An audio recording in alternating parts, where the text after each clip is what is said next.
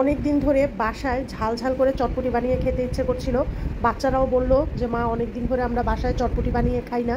তাই ভাবলাম যে সবার আবদার যখন আছে চটপটি খাওয়ার, বানিয়েই ফেলি। আসসালামু আলাইকুম সবাইকে, কেমন আছেন সবাই? আলহামদুলিল্লাহ আমি ভালো আছি। ক্যান্ডি তো আরামে চিৎপটাং হয়ে শুয়ে ঘুমাচ্ছে।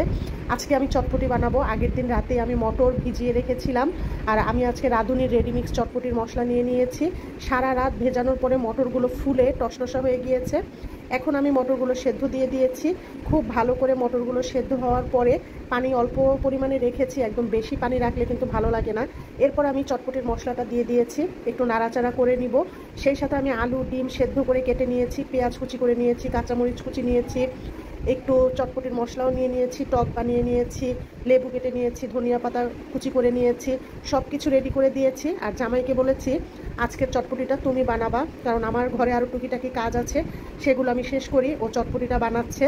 আর বাসায় বাচ্চাদের বন্ধুরাও এসেছে, ওদেরকেও দিব চটপটি। তো ওরা খেলা করছে, আমি ওদিকে আমার টুকিটাকি কাজগুলো শেষ করেছি। আজকে ফুচকা ছিল না, তো ফুচকা ছাড়াই আজকে চটপটিটা খাবো। আলহামদুলিল্লাহ আজকে চটপটিটা খেতে কিন্তু অনেক বেশি মজা হয়েছে। বাচ্চাদের জন্য চটপটি বেড়ে দিচ্ছি, বাচ্চারাও খাবে, সেই সাথে আমরাও বাটিতে নিয়ে চটপটি খাবো। তো আজকের ভিডিওটা এই পর্যন্তই। সবাই ভালো থাকবেন, সুস্থ থাকবেন, আমাদের জন্য দোয়া করবেন। আল্লাহ হাফেজ সবাইকে।